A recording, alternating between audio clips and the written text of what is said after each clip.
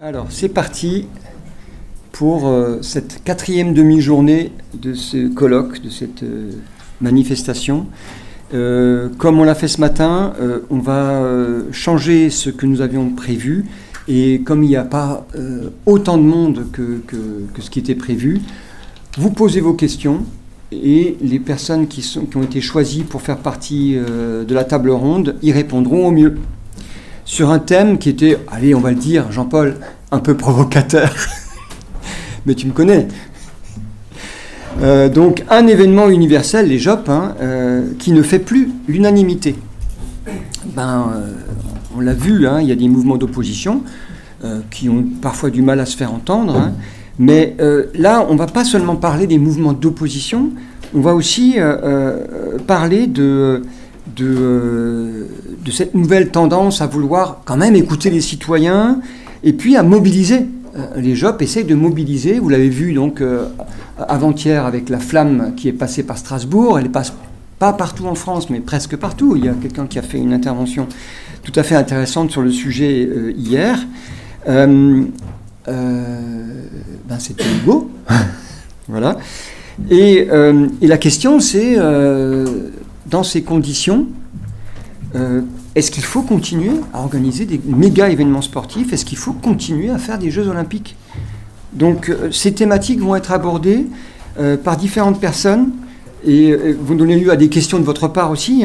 Et je vais d'abord présenter les personnes présentes et aussi présenter les personnes absentes, puisque vous savez que là, il y a des chaises vides et qu'une partie de ces chaises vides sont liées au contexte électoral dans lequel nous sommes, puisque tous les fonctionnaires d'État, excepté les enseignants-chercheurs et les chercheurs, qui ont un statut à part, qui ont le droit encore de s'exprimer un peu comme ils veulent, enfin, pas tout à fait comme ils veulent, ils ne peuvent pas non plus faire de la diffamation ou des choses comme ça, évidemment, mais on a un caractère un peu exceptionnel, mais beaucoup de fonctionnaires, dont certains ont quand même souhaité venir, ne suivez pas mon regard, qui sont présents, mais d'autres qui ne sont même pas présents dans la salle, parce qu'on leur a interdit d'être présents à cette manifestation publique. Donc ça, c'est dommage, parce qu'il y a des chaises vides, là, qui sont là. Mais il y a aussi une autre chaise vide. Bon, là, toutes sont occupées, mais il y a une chaise vide virtuelle, parce que je souhaitais, dans cette table ronde, inviter un opposant aux Jeux Olympiques. Là, je regarde mon doctorant Adrien, qui a essayé, comme il a pu... Je suis là, l'opposante. Vous êtes opposante? Est-ce que vous voulez aller à la table? Parce que je vous ai dit, hier j'ai donné le prétexte du Japon, et alors il m'a dit que... Il faut mettre le micro, pardon. Il y a une chose importante, c'est qu'il faut mettre le micro pour Moi, parler. je suis opposante au JO, mais 100%. Bon, je vais vous laisser ma place, en fait. Non, non. Parce qu'entre-temps, j'ai pris quelqu'un d'autre pour remplacer des absents. Mais bon, vous parlerez de votre micro, mais vous serez la représentante des opposants au jeu. Donc on a fait tout ce qu'on a pu. Adrien, pourquoi tu ne l'as pas trouvé? Non, mais c'est quand même pour dire qu'on a eu du mal à trouver des opposants en Alsace. On a eu tout le mal du monde. On a même été jusqu'à Paris pour essayer de faire venir un opposant parisien qui sont tellement occupés à Paris qu'elle n'a pas pu venir. Vous n'allez pas me dénoncer au Krebs? Je n'ai pas l'intention de venir, mais madame, je vous connais, mais vous ne représentez pas le Krebs, vous représentez que vous-même aujourd'hui. D'accord. Vous avez dit tout à l'heure que vous avez pris congé, je ne suis pas votre supérieur, donc nous restons chacun en ce qui nous concerne, moi, mais comme vous, dans la limite de ce qui est acceptable dans ce congrès. Je ne pensais pas être apostrophé ici. Ok. Donc, une chaise vide, mais qui n'est plus tout à fait vide, puisque nous avons quelqu'un, on va dire une citoyenne, qui est opposée à ce principe des Jeux, et je vais présenter les autres. Donc, Hugo Bourbière, ceux qui étaient là hier ont déjà pu l'entendre, il a été donc, comme je le disais, le véritable initiateur à Strasbourg de ce travail sur les Jeux Olympiques, quand il était ici à TER, attaché temporaire d'enseignement et de recherche, mais Rennes nous l'a emporté très vite, au bout d'un an, puisqu'il est depuis maître de conférence, mais il n'est pas seulement maître de conférence à Rennes, en STAPS, il est membre du laboratoire VIPS à l'Université de Rennes 2, mais depuis quelques mois aussi, chargé de mission sport et Jeux Olympiques et Paralympiques auprès de la présidence de Rennes 2. Voilà. Ensuite, nous avons Nathanaël Bruchy. Donc lui, depuis le mois de février 2018, vous voyez, ça fait quand même déjà 6 ans, plus de 6 ans, il est conseiller en charge de l'héritage et de la mobilisation des territoires au sein de la délégation interministérielle aux Jeux Olympiques et Paralympiques. Franchement, Nathanaël, j'étais persuadé que il y a 2 jours, 3 jours, vous allez me dire « Non, j'ai interdiction de m'exprimer en public, etc. etc. » Et en fait, en parlant avec différents directeurs de sport, il semble que les préfets ont des regards très différents sur l'interdiction ou la permission donnée à des fonctionnaires de parler en public. Certains demandent à leurs fonctionnaires de ne pas s'exprimer politiquement sur les enjeux politiques actuels électoraux. Mais la nôtre, je veux vous dire, est beaucoup plus stricte et donc a interdit formellement toute présence en une manifestation publique, même si on ne parle pas de la politique, etc. Alors, je reviens sur Nathanaël Bruchy. Donc, la DIJOP, délégation interministérielle aux Jeux Olympiques et Paralympiques au niveau national. C'est l'entité temporaire créée par l'État pour accompagner l'organisation des Jeux. Il a travaillé donc successivement auprès des premiers ministres, Jean Castex. Il a travaillé auprès de Michel Cadot. Mais en fait, dès 2017, donc encore plus en amont, juste avant l'attribution des Jeux à la France, il était déjà conseiller jeunesse et sport du Premier ministre, M. Cazeneuve, et il suit donc le dossier de Paris 2024 depuis très longtemps. Il faut toujours parler dans le micro. Quasiment depuis l'origine, voilà. Effectivement. La candidature. Ensuite, Maxime Martin. Vous avez vu ce matin Julie Stedel. Ils sont tous les deux membres du conseil académique de la vie lycéenne. Et donc, il est lycéen. Tant mieux pour lui, la dernière épreuve est derrière lui, l'épreuve du bac, pardon. Parce qu'il est lycéen, donc il est en terminale et donc il avait le bac. Et il habite Orfelden, donc c'est pas très très loin, mais quand même à 25 km. Oui, c'est ça. Voilà, 25 km d'ici. Lycéen à Saverne pour quelques jours encore, donc avant de suivre un double diplôme Sciences Po et Sciences de l'environnement.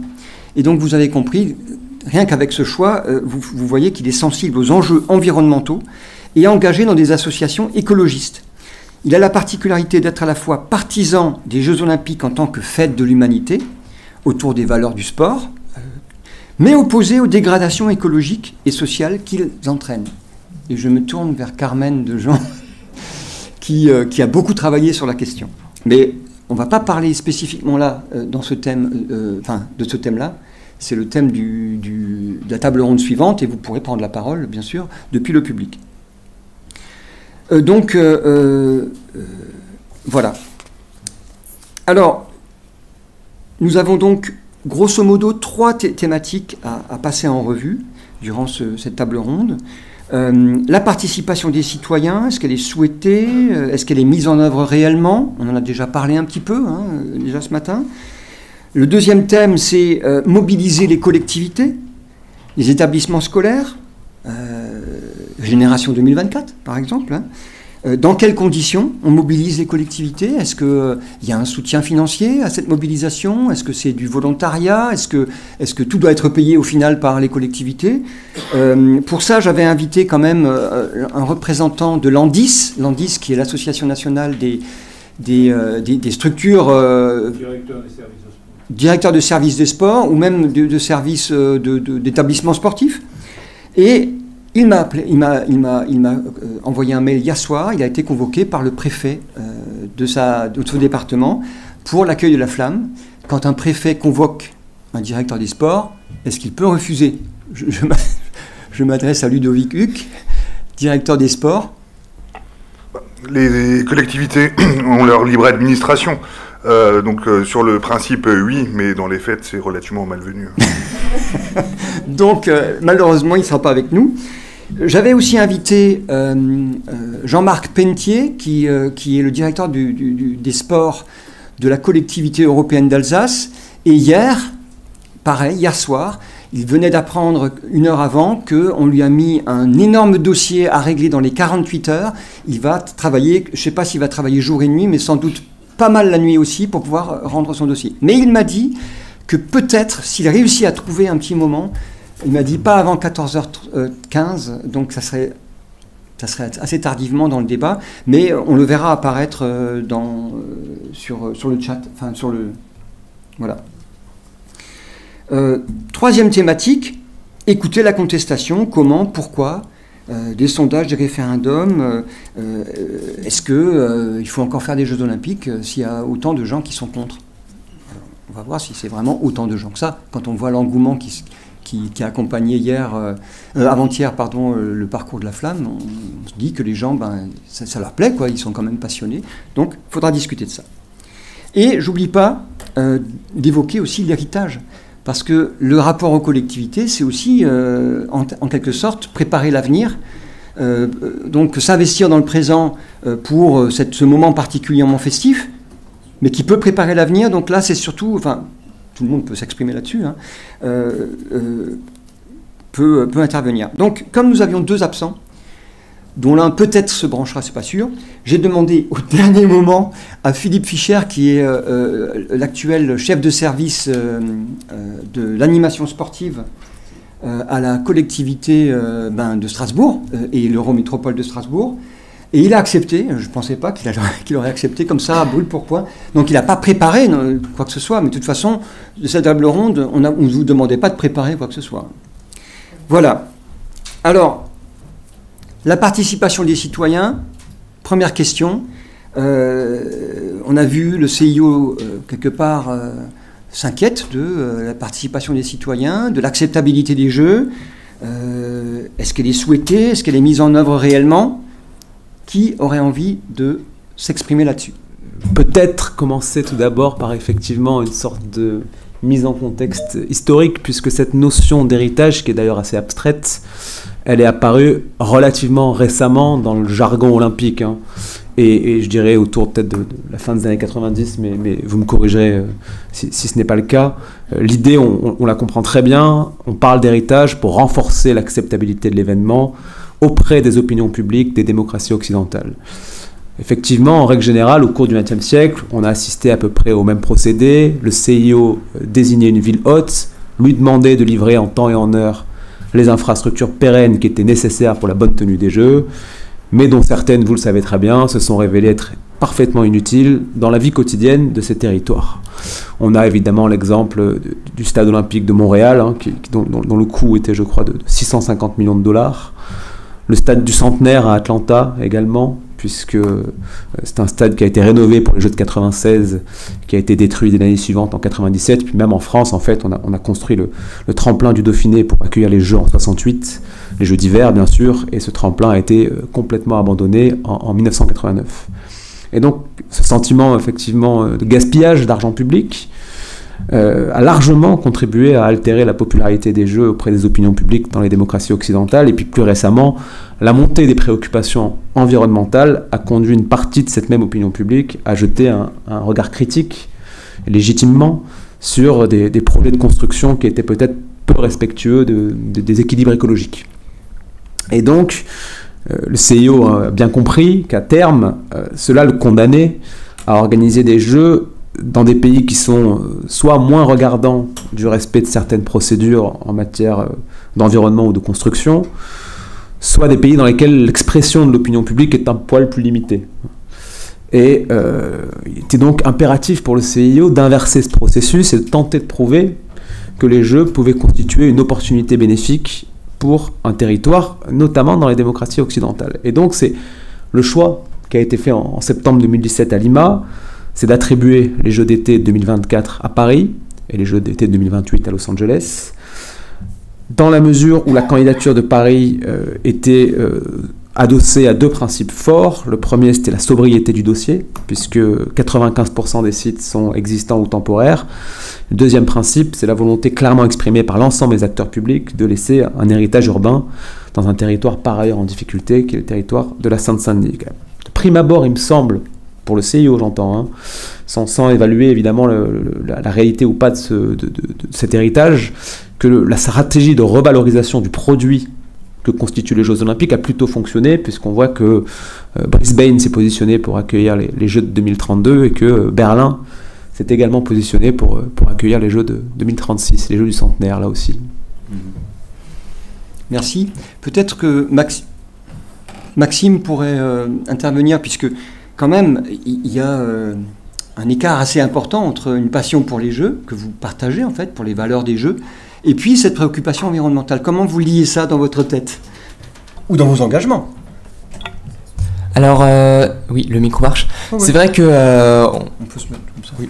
On vient de parler de l'héritage, effectivement. Il y a aussi la question de ce qui se passe avant, de l'impact qu'a la construction de toutes ces infrastructures sportives, de logements. Écologiquement, évidemment, vous le savez, c'est ma grande préoccupation. Paris 2024 se revendique comme les premiers jeux neutres en carbone, et même un impact positif sur le climat via la compensation carbone. Reste quand même qu'on a eu des cas d'artificialisation des sols, notamment pour la construction du village olympique. Également l'impact social qui a été mis en cause avec, il y a eu ces fameuses polémiques comme la relocalisation de certains sans-abri à Paris ont été envoyés en Bretagne entre la Coupe du Monde de rugby et puis les Jeux Olympiques. Également les Crous, les logements étudiants dont on a beaucoup parlé. Et puis une troisième chose que je voudrais évoquer sur l'impact écologique, c'est la question des sponsors, notamment Coca-Cola, sponsor historique des Jeux Olympiques depuis 1928, les Jeux d'Amsterdam, et qui va pendant ces Olympiades distribuer 90% de ses bouteilles en plastique. Donc voilà des questions que ça soulève. Voilà. L'exemple, merci Maxime. Effectivement, même j'ai failli mettre des verres en plastique et on m'a expliqué que quand même c'était plus possible. Et oui, bon, voilà. Il y a des réflexes qu'on a ou qu'on n'a pas encore. Hein, j'espère que je les aurai par la suite. Hugo, j'aimerais m'adresser un tout petit peu à toi parce que tu as étudié un petit peu quand même ces Jeux de Paris et la concertation qui était promise un petit peu, notamment pour le village olympique, aux habitants, avec des promesses d'amélioration de leurs conditions, hein, il me semble. Hein. Est-ce que tu peux nous dire un petit peu comment tu as enquêté et puis qu'est-ce que tu en as trouvé, qu'est-ce que tu en as retiré comme conclusion? Et après, on prendra une série de questions. Ouais, bonjour à toutes et à tous. Alors en effet, moi juste avant, un petit mot sur l'héritage peut-être, parce que c'est vrai que c'est le sujet, et du coup dans le numéro de Savoir Agir, dont certaines dans la salle avaient pu avoir accès, j'ai écrit, ou j'ai commis, comme on le dit usuellement, un article sur le paradoxe olympique de l'héritage, en fait qui renvoie à quelque chose qui a déjà été un peu évoqué par Nathanaël sur l'acceptabilité sociale en fait de l'événement qui aujourd'hui fait face en effet à des défiances de plus en plus importantes, et je pense qu'il est important de rappeler en début de table ronde sur ce sujet que Paris 2024 a obtenu les Jeux finalement face à plus beaucoup de concurrents, voire aucun, et de fait il y a une relative singularité en fait à voir que la candidature parisienne n'a pas réellement posé de controverse dans l'espace public. Il y a eu des opposants, en effet, mais ceux-ci n'ont pas réellement réussi à imposer le sujet et à vraiment infléchir la candidature, comme ça peut être le cas à Budapest, Hambourg, Boston ou Rome, pour n'en citer que quelques-unes. Donc ça, c'est vraiment quelque chose d'important, je pense, à rappeler pour poser le contexte. Et de fait, ce paradoxe-là, il réside finalement dans l'idée suivante, c'est qu'à la fois le COJO et la coalition pro-olympique, hein, les acteurs dont vous faites partie, notamment toi Nathanaël, sont engagés nécessairement à devoir créer forcément les conditions donc d'une acceptabilité sociale et donc d'un héritage fort, donc avec un volontarisme politique important. Et en même temps, et c'est là malheureusement que le bas blesse, c'est qu'il y a une cinquantaine d'années de littérature scientifique sur le sujet qui montrent que les résultats de ces grands événements sportifs sur les dimensions environnementales, sociales, économiques sont particulièrement mitigés. Et donc la tâche, elle est finalement assez inextricable. C'est-à-dire que d'un côté, on doit annoncer des choses pour vendre un projet de société qui profitera à toutes et tous, et en même temps, en annonçant des choses, eh bien, on crée aussi potentiellement les conditions de la déception, notamment si on regarde les précédentes Olympiades sur un certain nombre d'effets. Maintenant, pour répondre à la question plus précise que tu me poses, Michel, peut éventuellement évoquer en effet la question de la démocratie participative. Je pense que ce qui était sous-jacent. Là, en effet, il y a quelque chose qui relève d'une volonté de concertation à travers des plateformes et des choses qui ont émergé plutôt en 2016-2017, notamment en Seine-Saint-Denis. Toutefois, et c'est pas toi qui me reprendras là-dessus, je pense qu'on se trompe un peu parfois sur l'utilisation du terme démocratie participative qui suppose justement le partage du pouvoir, si on regarde vraiment le terme étymologiquement. Or, la plupart de ces plateformes, je pense notamment à des réunions qui étaient relativement descendantes et ne participaient pas d'un véritable partage de pouvoir, bien entendu, mais plutôt d'une diffusion d'informations qui participent d'une volonté d'implication, mais pas d'une réelle co-construction. Et ça, je pense que c'est évidemment quelque chose à souligner à travers de nombreux exemples. Là, j'évoque les réunions comme ça de manière assez peu précise, mais on pourrait évoquer l'ère des vents de Duny, on pourrait évoquer des cas comme ça plus précis. Et en même temps, je pense que ce serait peut-être un petit peu sévère d'imputer cet état de fait uniquement à la dynamique des Jeux Olympiques. C'est quelque chose qui renvoie de manière beaucoup plus générale à l'état de notre démocratie et aux liens qu'on peut avoir entre les décideurs et puis ce que l'on appellera communément la base. Alors Maxime, vous voulez rajouter quelque chose ? Oui, alors effectivement, vous venez d'évoquer le bilan économique avant de passer sur l'implication de la base de la société. Effectivement, c'est vrai que les Jeux Olympiques, ça coûte très cher. Il y a une partie de cet argent qui va revenir dans les caisses de l'organisation par la billetterie, par l'attrait économique, notamment pour l'hôtellerie, qui va être créé. Toujours en est-il qu'à chaque édition, le bilan est déficitaire. C'est-à-dire que quand on accueille les Jeux Olympiques, on sait qu'on va perdre de l'argent, que ça se compte en quelques milliards. Et donc, quelque part, les Jeux Olympiques, ça doit être vu comme une fête occasionnelle, quelque chose qu'on se donne une fois tous les 100 ans, pour reprendre l'exemple français. Mais finalement, en fait, cet argent, une autre problématique que ça soulève, c'est qu'il va profiter à qui ? Il va profiter surtout aux classes les plus aisées, celles qui ont l'argent pour assister aux compétitions, pour prendre un logement à Paris le temps des Jeux qui seront forcément très chers. Et du coup, le problème, c'est justement l'implication de toute la société, de la base. Et c'est pour ça qu'on a eu la création de tous ces labels Terre de Jeux 2024, Génération 2024, etc. Et puis encore mercredi, quand la flamme olympique est passée dans toute l'Alsace, la volonté d'impliquer la population. Alors, ça relève quand même d'un gros défi, puisque le sujet de la table ronde, c'est évidemment les oppositions à ces Jeux Olympiques et Paralympiques. Mais donc, c'est clairement l'enjeu, a fortiori chez nous, dans une démocratie occidentale. Merci. Philippe Fischer voulait rajouter quelque chose ? Alors, comme je vous l'ai dit, bonjour à tous, moi j'ai pas forcément préparé le sujet, mais je trouve ça assez intéressant parce que ce que je comptais dire en préambule par rapport au sujet qui est posé, c'est la légitimité encore des Jeux Olympiques au XXIe siècle, avec tous les impacts supposés négatifs que ça peut avoir. Je ne veux pas revenir sur ce qui a été dit, parce que finalement c'était à peu près ce que je comptais dire, le côté durabilité des Jeux, impact carbone, sport business aussi, qui n'est pas forcément de bonne presse, la notion aussi un peu de niche, on est sur du haut niveau, ça ne concerne pas tout le monde, je ne reviens pas là-dessus. Alors du coup, moi volontairement, je me place sur un autre plan. Et j'ai envie de valoriser ce que permet aussi ces grands événements de manière globale. C'est un levier fantastique pour développer la sportivité du territoire. Nous, on le voit à la ville de Strasbourg, quand on a 5 axes, pour vous dire. On a notre politique publique qui est dégagée en 5 axes, qui est le sport solidaire. Là, on est vraiment sur la sportivité de tous, y compris les plus éloignés, les migrants, on en a parlé à midi, les SDF et autres. On a le sport citoyen, là on vise plutôt la féminisation et les valeurs du sport.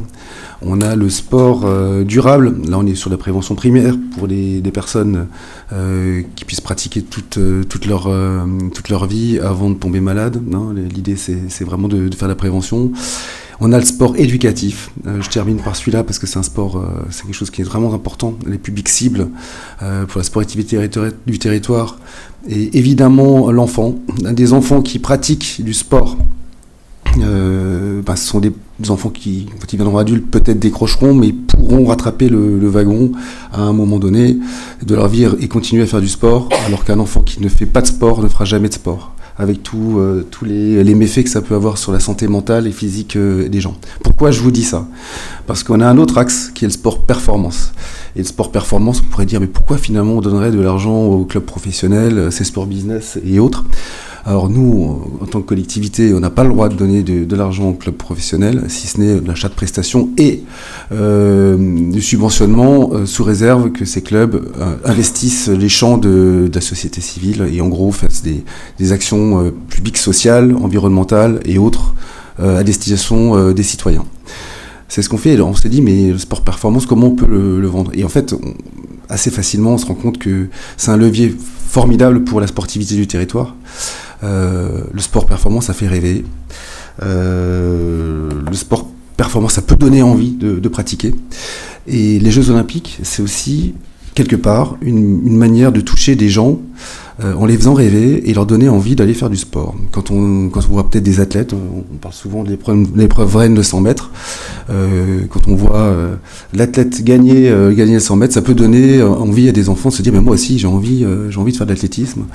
Voilà. Donc on sait que c'est un élément important et les Jeux Olympiques, à des moments on le sait, et après je vais m'arrêter, je ne veux pas m'obliger la parole, à un moment donné un peu charnière, où on est une période post-Covid, où pour beaucoup ça a été difficile, on parlait d'isolement, et le sport ça rassemble aussi, on a parlé de souffrance mentale, le sport ça permet de dépasser cette souffrance mentale, on n'a pas parlé d'obésité, et moi j'encadre une équipe d'éducateurs qui me parlent tous les jours, quand on fait des opérations avec les enfants, la semaine olympique et sportive et autres, ils disent ô combien, dans les 10 dernières années, et le Covid y est pour quelque chose, les écrans aussi, il y a une prévalence de l'obésité à un niveau qui n'était pas celle d'il y a quelques années.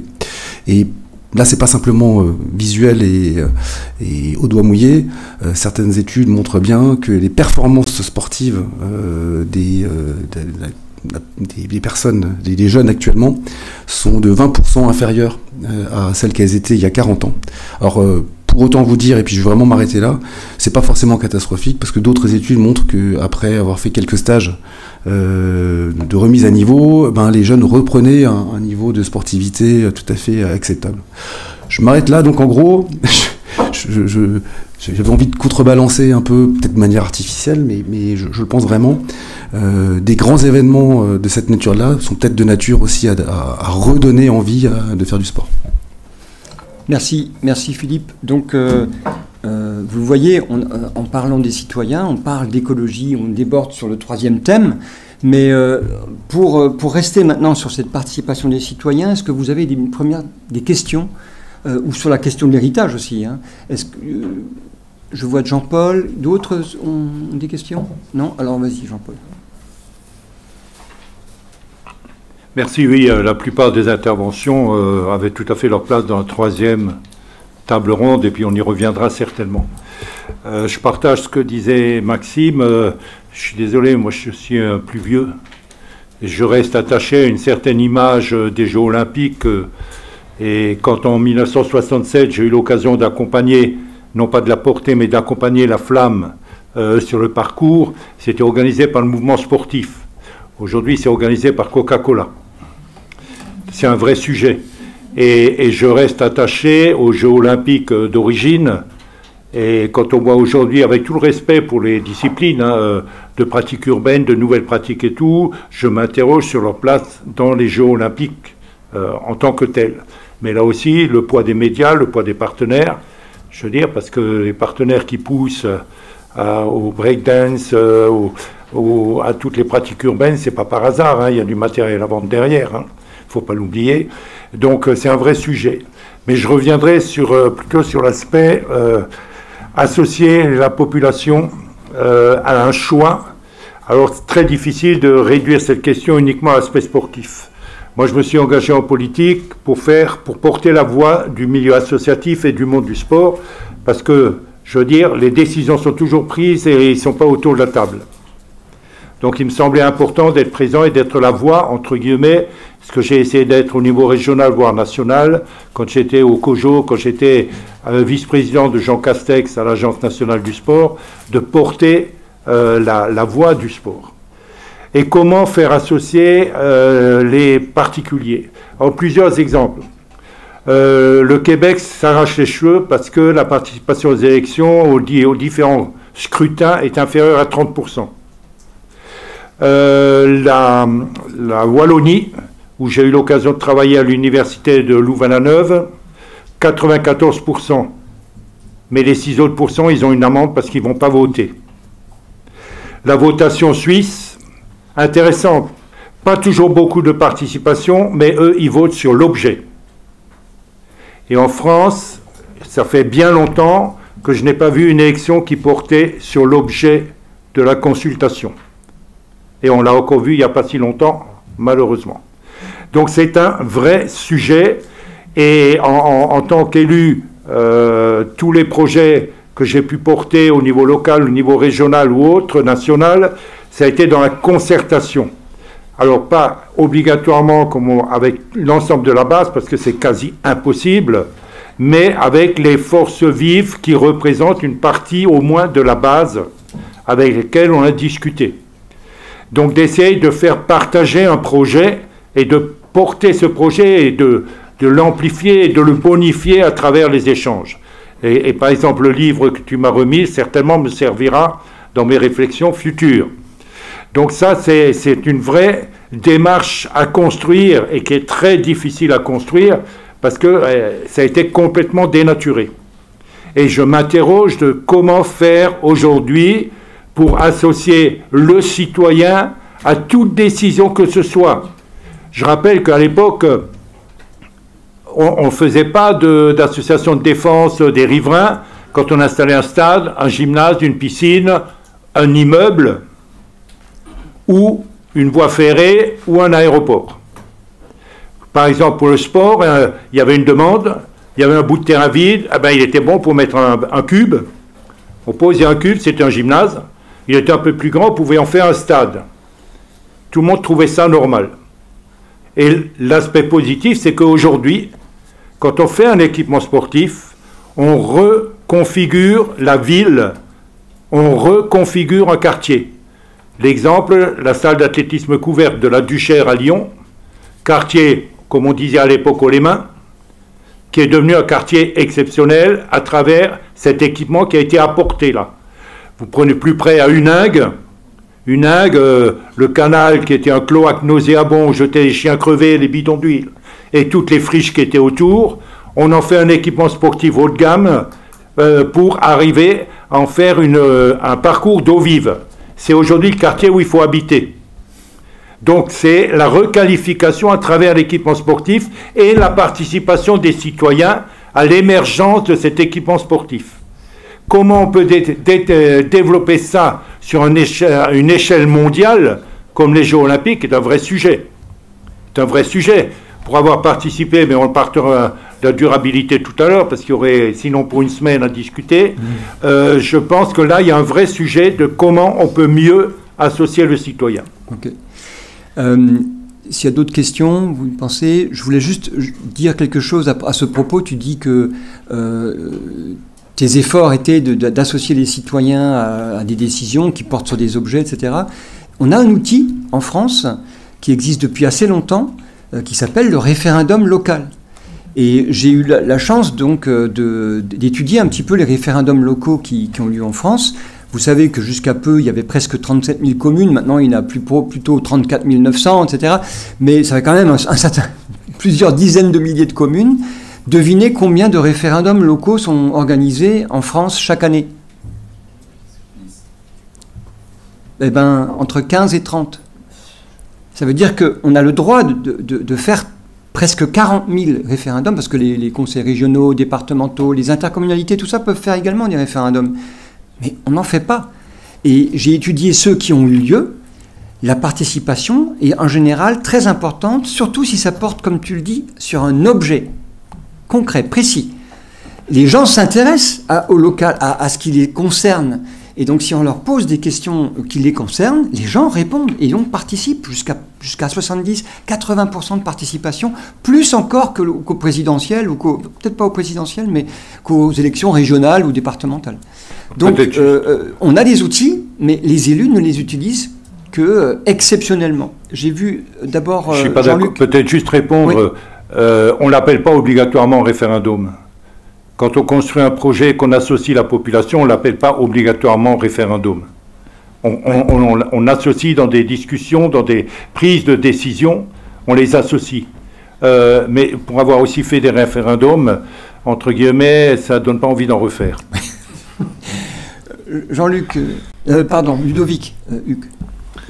Oui, pour ce qui concerne les JO et l'acceptabilité, est-ce qu'on ne revient pas aux grands événements de masse? Je crois que c'est Gustave Le Bon qui a travaillé sur la psychologie des foules, et c'est des phénomènes qui sont relativement anciens, puisque, enfin, on se souvient aussi que l'époque antique, avec une Rome gouvernée par du pain et des jeux, aujourd'hui des questions de divertissement et de pouvoir d'achat, voilà. Donc la question, elle est, est-ce que le consensus, entre consensus et manipulation, où est la limite? Hugo. Avec plaisir. Bah non, mais ça me permettra de... Parce que je voulais rebondir sur votre échange avant, et en fait, on peut répondre là-dessus. On oublie un peu de dire que les Jeux Olympiques sont... par essence, un projet antidémocratique. C'est un peu violent de le dire comme ça, mais c'est la réalité. On ne consulte pas la population. On ne pose pas la question à l'Assemblée nationale, est-ce que vous voulez ou non les Jeux Olympiques? On la pose indirectement, on ne la pose pas directement. Donc, en réalité, les Jeux Olympiques s'accompagnent d'un certain nombre d'outils. Je pense à la loi d'exception olympique, par exemple, qui rentre dans le cadre des opérations d'intérêt national, qui sont des outils qui permettent de s'exonérer du code de l'urbanisme sur un temps donné pour répondre, c'est indispensable, sinon on ne délivre pas les Jeux, pour répondre aux injonctions nécessaires. Donc du point de vue strict de la démocratie, les Jeux Olympiques, c'est pas le parangon de vertu de ce point de vue-là. D'où la difficulté derrière de la tâche, considérant qu'il s'agit d'un projet de société, je renvoie à ma première prise de parole, de la manière dont ça va justement mobiliser l'ensemble des différents secteurs d'activité, le BTP, les transports, etc. Tous ces acteurs vont être à l'approche des Jeux Olympiques sollicités. Ils n'étaient pas forcément dans la boucle au début, naturellement, et forcément, il va avoir un certain nombre de difficultés, eu égard à l'énormité aussi de l'événement, qui va susciter des difficultés de mise en œuvre. Et là, du coup, se pose le problème, mais qui est fondamental par essence, intrinsèque aux Jeux Olympiques en fait, de comment derrière associer la population sur autre chose que sur le ressort de l'émotion, sur le ressort de la sportivité, on l'a dit, de choses que le mouvement sportif sait très bien mettre en avant et mettre en exergue. Et ça, c'est clairement une tâche très très difficile qui incombe à mon collègue de gauche et que je lui laisse volontiers. Pas de politique, hein. Politique, effectivement. Pour le CIO, pour dire les choses très clairement, la démocratie, c'est un aléa. C'est-à-dire que la raison pour laquelle on va organiser les Jeux d'hiver en 2030 par rapport à la Suède ou la Suisse, c'est sans doute également parce qu'il y a un petit doute en Suisse notamment que quelques référendums locaux empêchent l'organisation des Jeux. Ça suffit pour installer son siège à Lausanne, pas de problème. En revanche, pour l'organisation de l'événement en tant que tel, c'est un peu plus complexe. Là où mon propos peut-être différait un petit peu de mon voisin de droite, quand il dit que les Jeux sont par nature antidémocratiques, puisqu'il est vrai que les populations concernées n'ont pas été consultées en phase de candidature, elles ont néanmoins pu s'exprimer à l'occasion des élections municipales, des élections départementales, des élections régionales, et elles ont systématiquement reconduit les majorités qui, précédemment, avaient été en faveur de l'organisation des Jeux. Donc il y a quand même des échéances électorales, certes, qui ne sont pas ciblées sur l'objet olympique en tant que tel, mais qui permettent aux citoyens ou à un candidat d'exprimer une position sur les Jeux. Moi-même, j'étais très surpris en 2022 de constater que l'organisation des Jeux était un sujet complètement absent du débat de l'élection présidentielle. Je pensais même que certains candidats, notamment à gauche, allaient s'opposer aux Jeux pour espérer en retirer des dividendes politiques, et je constate cliniquement que ça n'a pas été le cas. Voilà, pour rebondir sur l'aspect démocratique. Un tout petit mot également, pardon, sur ce qu'a dit Maxime, qui est très intéressant, notamment sur l'aspiration à été, je pense, que vous portez, qui consiste à ce que ces jeux soient des jeux populaires et non réservés aux élites. C'est tout à fait juste et exact. Je ne pense pas qu'il y ait seulement le prix des places ou le fait de venir sur place qui puisse permettre de suivre les jeux. D'ailleurs, on a tous suivi les jeux sans être sur place, généralement, et on a quand même ressenti, effectivement, cette sorte de ferveur émotionnelle qui entoure l'événement. Mais les jeux, d'un point de vue purement budgétaire, sont plutôt une affaire privée qu'une affaire publique. Les acteurs publics ont engagé un peu moins de 2 milliards d'euros, ce qui, somme toute, n'est quand même pas une somme complètement déraisonnable. C'est moins, on va dire, que les sommes dépensées sur le marché des transferts par le Paris Saint-Germain depuis 2013. Donc ça ne me semble pas non plus absolument délirant. Voilà. Sur le fait de penser que le Parlement peut être l'expression de la population, si je fais référence au référendum de 2005 sur le traité constitutionnel européen, quand on a 54% de la population qui vote contre, dans ce référendum, contre le traité constitutionnel européen, avec des motivations diverses, que moins d'un an après, quasiment le même traité est reproposé non plus à référendum, mais au Parlement, et que le Parlement vote à 80% pour, est-ce que le Parlement représente le peuple? Est-ce qu'ils ont écouté le peuple quand il a parlé? C'est intéressant quand même de voir ça. Très intéressant, effectivement. Est-ce que le Parlement représente le peuple? C'est un vaste sujet, et on verra bien quels seront les résultats des élections à venir. Mais en l'occurrence, sur ce qui s'était passé en 2005 lors du référendum sur le traité constitutionnel européen, où une majorité d'électeurs avait rejeté, comme en Hollande d'ailleurs, le traité, il y a eu une élection présidentielle en 2007, et M. Sarkozy a considéré qu'en remportant l'élection présidentielle, il avait légitimité pour représenter au Parlement un traité qu'il lui-même avait renégocié avec Mme Merkel. Oui, justement, c'est aussi une question qu'on peut se poser, c'est qu'on élit des personnes pour des élections.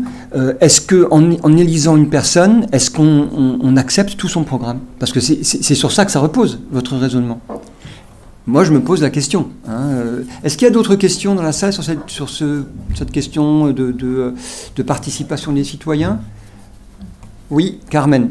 Oui, c'est peut-être plutôt un ajout concernant les géos divers. Je pense qu'aujourd'hui, il y aura vraiment plus de géos divers si on consultera vraiment la population avec référendum, parce que je contrôle au moment Cortina d'Ampezzo, et c'est aussi une ville qui n'a pas eu de référendum, et quand on est maintenant dans les vallées et on parle avec les citoyens, il y a vraiment une très très forte opposition, et certaines ont su de nouveaux développements qui n'étaient pas annoncés en avance, et ils voulaient organiser des petits référendums locaux pour s'opposer à encore plus de remontées mécaniques ou des pistes, et c'était rejeté par le cour administratif à Rome de même tenir le référendum, parce qu'on a eu tellement peur que le résultat sera négatif. Et ils savaient bien que Sion, Calgary, etc. ont tous, pour les géos, perdu le référendum. Alors, c'est quand même, on doit un peu réfléchir, c'est assez grave aujourd'hui dans une démocratie qu'on a encore cette situation.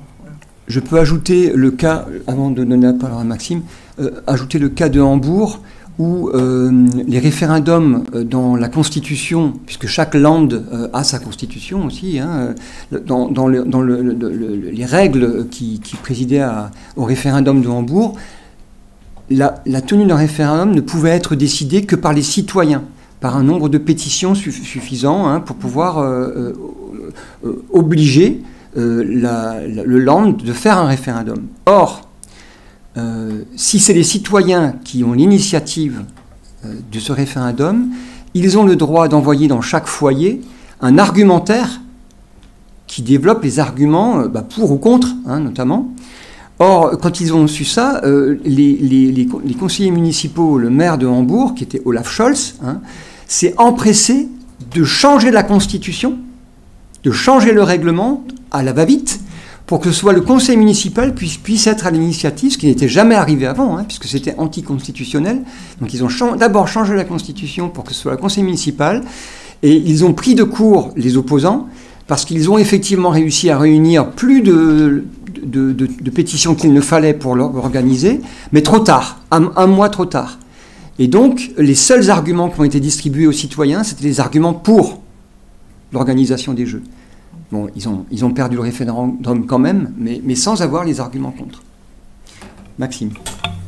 Oui, effectivement, pour revenir sur ce qui a été dit sur les Jeux Olympiques d'hiver, ça va être notre grand sujet après 2024, étant donné que la France semble en bonne position pour accueillir les Jeux Olympiques d'hiver de 2030 dans tout le massif alpin. C'est la deuxième particularité de ces Jeux Olympiques 2030. Sur l'aspect écologique, les Jeux Olympiques d'hiver, ils sont très particuliers et différents des Jeux Olympiques d'été, déjà parce qu'ils sont plus polluants que les Jeux Olympiques d'été, ils ont un impact plus important sur les milieux montagnards qui en plus ont une résilience écologique plus faible, alors que les Jeux Olympiques d'été s'organisent en ville, dans des milieux déjà urbains, déjà artificialisés. La deuxième chose aussi, c'est qu'ils dépendent justement de conditions climatiques impactées par les activités humaines, en l'occurrence la neige, et on sait que l'enneigement va devenir de plus en plus court, que la limite pluie-neige moyenne va de plus en plus remonter dans les années à venir. Donc les Jeux Olympiques d'hiver sont clairement menacés pour ces deux aspects environnementaux, en plus de l'aspect démocratique. Et on voit qu'avec les JO 2030, il y a effectivement une contestation plus large pour l'instant que ce qui a été fait contre Paris 2024. Adrien ? Alors, je m'étais pas proposé comme un représentant de l'opposition des Jeux Olympiques, mais je vais quand même faire une proposition à ce niveau-là, qui rejoint un peu ce que disaient Philippe Fischer et Jean-Paul Meyer. Les arguments comptent, il y en a plein et ils sont tous légitimes, plus la question de la représentativité des citoyens qui, pour beaucoup, n'ont pas envie de ça pour des raisons qui sont très, très concrètes en fait. Si c'est une question de logement étudiant qui est un truc qui quand même est assez fou de jeter les gens dehors pour faire ça, ou alors les impôts, le coût de la vie, etc. Tout ça, je pense que les arguments sont déjà présents. Mais une chose qui, je pense, à mon sens, c'est un peu plus difficile à répondre, c'est l'esprit sportif. Parce que je suis quand même sensible à ça un peu. Je comprends un peu l'idée qu'en voyant les Jeux Olympiques, on ait envie de faire du sport. C'est des images qui sont quand même, on ne peut pas mentir, c'est incroyable. Moi, j'ai pas eu besoin des Jeux Olympiques pour faire du sport. Je pense que je suis passé par un autre moyen, en fait, pour arriver à ce chemin-là. C'est pas un sport commun, c'est un des sports urbains qu'on commence à mettre aux Jeux Olympiques pour rafraîchir la chose. Mais en fait, il y a autre chose à faire que les Jeux Olympiques. Je pense que la question, c'est pas juste de pas faire de Jeux Olympiques, mais qu'est-ce qu'on ferait autrement, en fait ? Qu'est-ce qu'on ferait s'il n'y avait pas cet événement-là ? Je pense qu'il y a d'autres choses qui peuvent être intéressantes. Maintenant, culturellement, les gens sont habitués, etc. Il y a déjà une énergie derrière qui est, je pense, difficile à arrêter, mais enfin voilà, c'est juste pour dire, à mon sens, il y a d'autres options, mais qui sont effectivement plus socioculturelles. Il faut que les gens soient familiers avec ça. Voilà.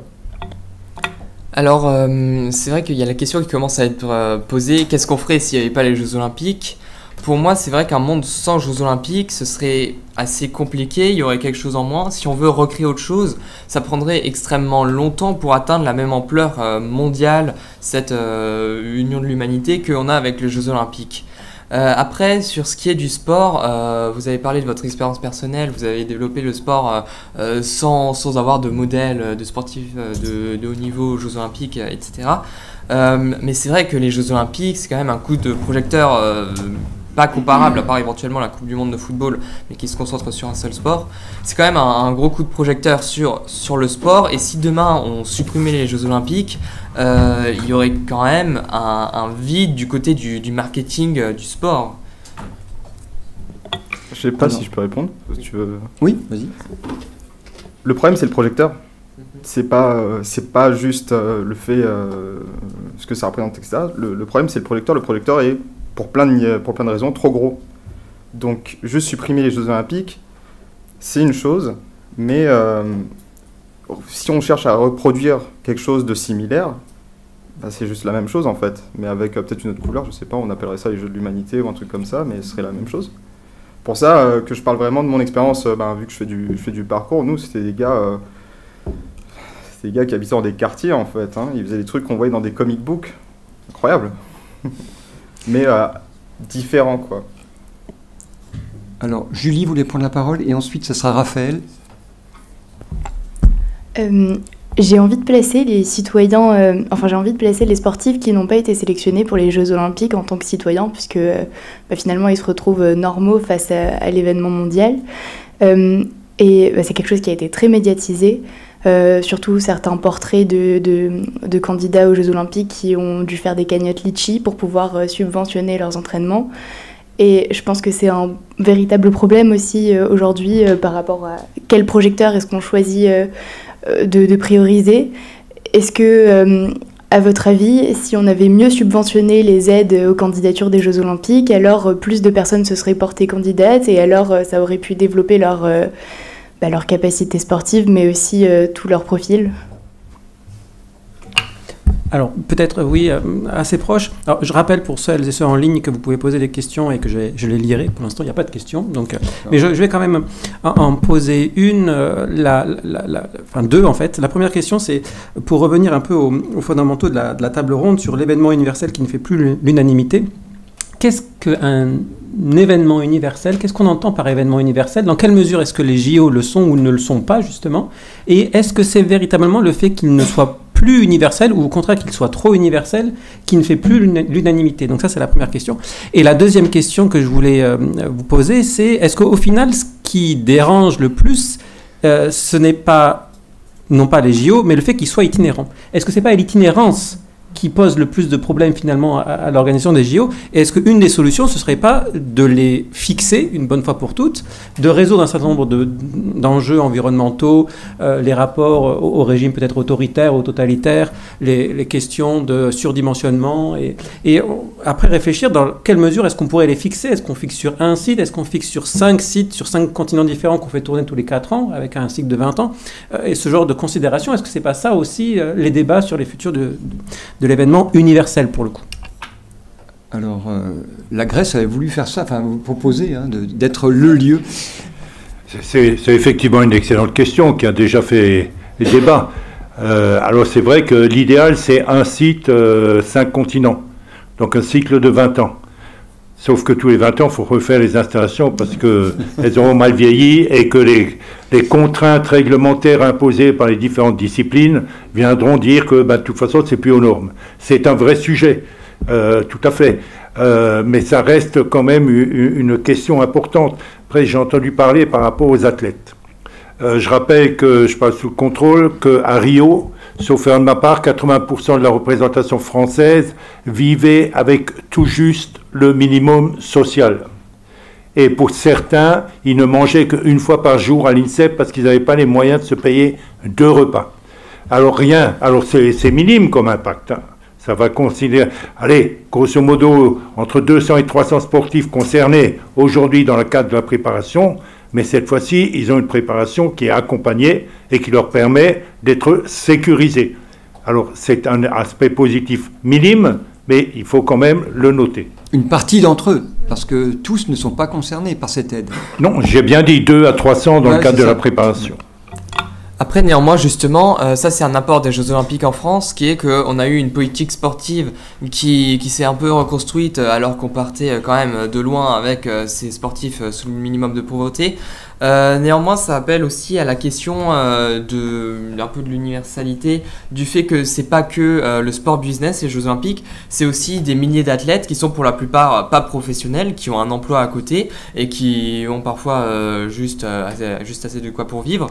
Et donc voilà, c'est ce que je voulais mentionner sur le fait que c'est pas que du sport business, quelque chose de mondialisé, quelque chose de marketing. C'est à la fois la réussite et l'échec de l'Agence nationale du sport. Sur le caractère universel, est-ce que quelqu'un... Moi, je serais incapable de répondre sur ça. Hein. Qu'est-ce que c'est le caractère universel? Qui est-ce qui oserait une réponse là, par rapport à ça? Alors, le caractère universel, je pense qu'il y a eu des présentations hier de collègues et de collègues historiennes notamment, qui portait exactement là-dessus, en fait, qui portait sur les liens qu'on peut faire entre les jeux de la Grèce antique et les jeux contemporains tels qu'on les connaît.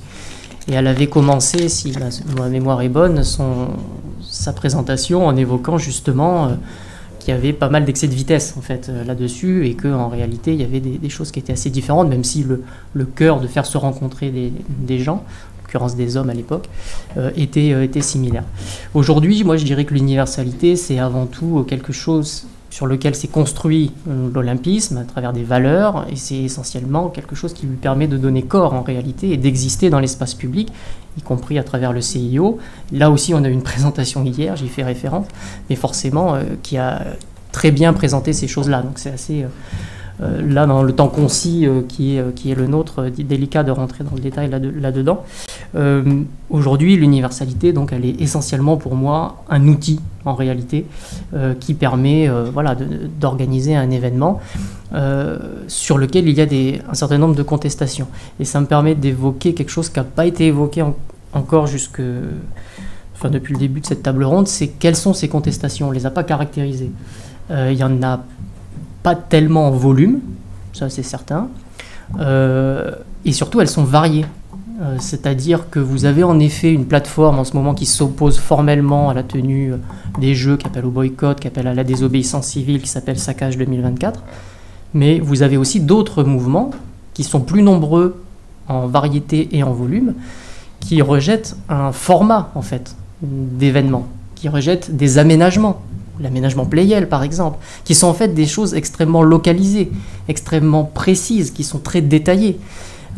Et qui ne renvoie pas forcément aux Jeux Olympiques ou aux valeurs que représentent les Jeux Olympiques de manière générale.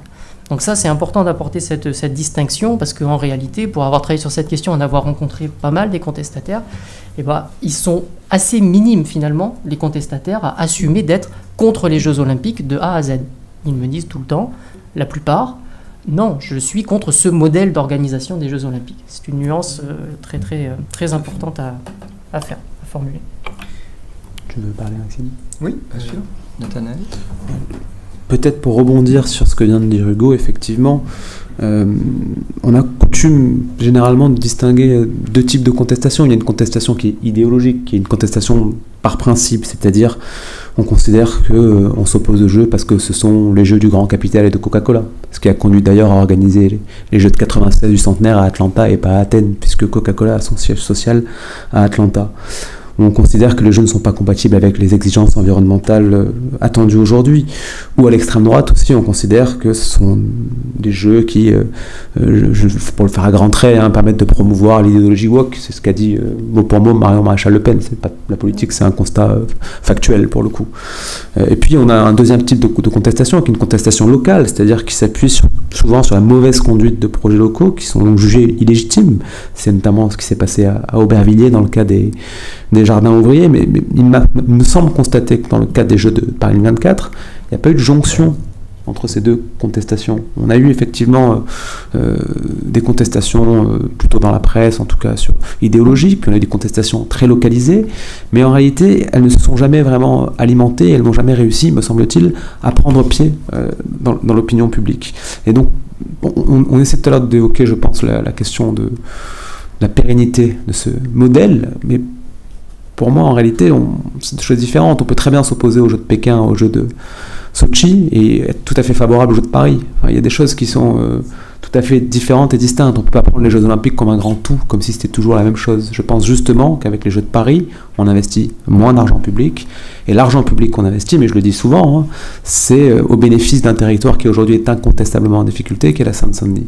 Je pense que c'est tout l'équilibre du projet, et j'espère que dans 5-10 ans, quand on aura un peu de recul, on sera capable de dire oui ou non si les infrastructures pérennes qu'on a livrées dans ce département ont permis d'améliorer la vie concrètement dans ce territoire. Et après toi. Oui, alors... Voilà. Oui, alors on effleure un peu toujours le sujet depuis le début, le sport business. Là, vous venez de mentionner la contestation des jeux en général en tant que jeu du grand capital. Si on fait un petit retour en arrière, ça n'a pas toujours été le cas. En l'occurrence, c'est apparu dans les années 80-90 sous la présidence du CIO de Juan Antonio Samaranch, espagnol de Barcelone, ce qui va d'ailleurs permettre au jeu de se passer à Barcelone en 1992. Et c'est quelque part en fait l'arrivée du néolibéralisme dans les Jeux Olympiques.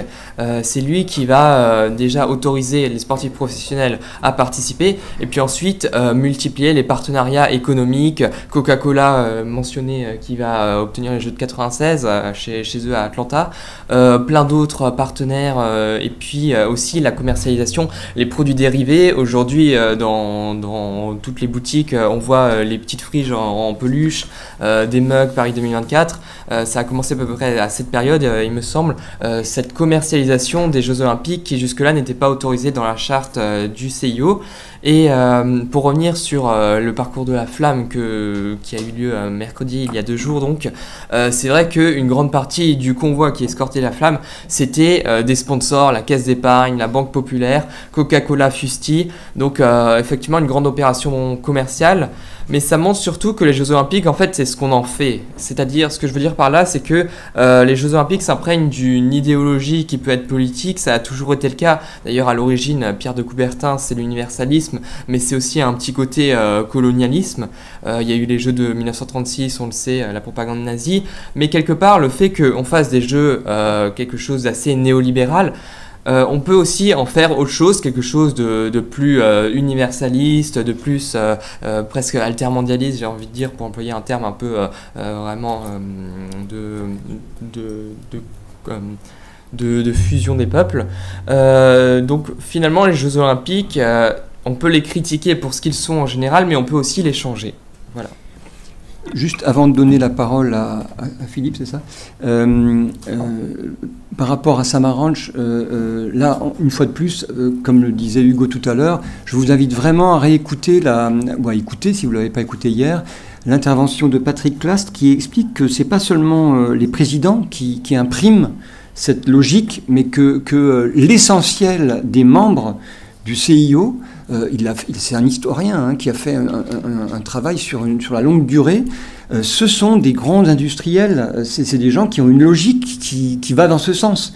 Et donc c'est un peu logique aussi quand on a des gens qui dirigent le CIO dans cette optique-là qu'on a cette dérive-là, ou je ne sais pas si on peut appeler ça une dérive ou une direction que peut prendre le CIO. Philippe. Moi, je suis assez intéressé par les débats sur l'universalisme, la légitimité des jeux de manière globale. Je reprends toujours ma casquette, pas de défenseur des jeux, parce que je trouve que c'est important de mettre aussi en exergue ce que permet les jeux.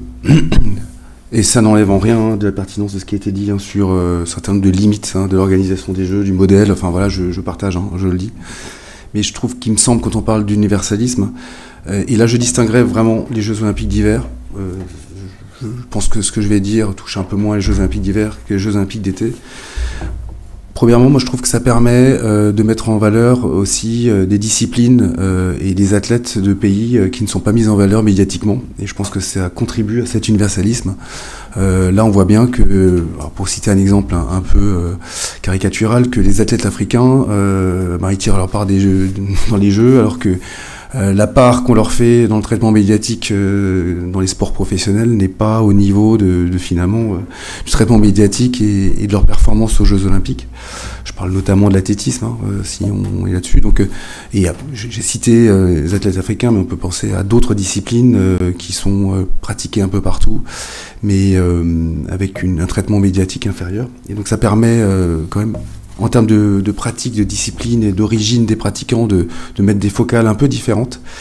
Ça permet aussi, à mon sens, de mettre à l'honneur aussi, avec un traitement médiatique sans commune mesure avec le traitement médiatique classique, le sport handi. Quand on parle d'universalisme, on peut parler sur le traitement différencié entre les Jeux Olympiques et les Jeux Paralympiques, mais force est quand même de constater que pendant quelques temps, le sport paralympique est médiatisé. Sur la féminisation aussi, souvent quand on Quand on voit à la télé les retransmissions, encore, même si ça change, c'est souvent des retransmissions de matchs professionnels avec la part belle faite aux femmes, faite aux hommes, pardon. Et les Jeux Olympiques permettent de rééquilibrer un peu ça, puisque là il y a un traitement médiatique franchement équitable sur la pratique féminine. Alors sur les valeurs, on pourrait discuter. Moi, j'aime bien quand même les valeurs un peu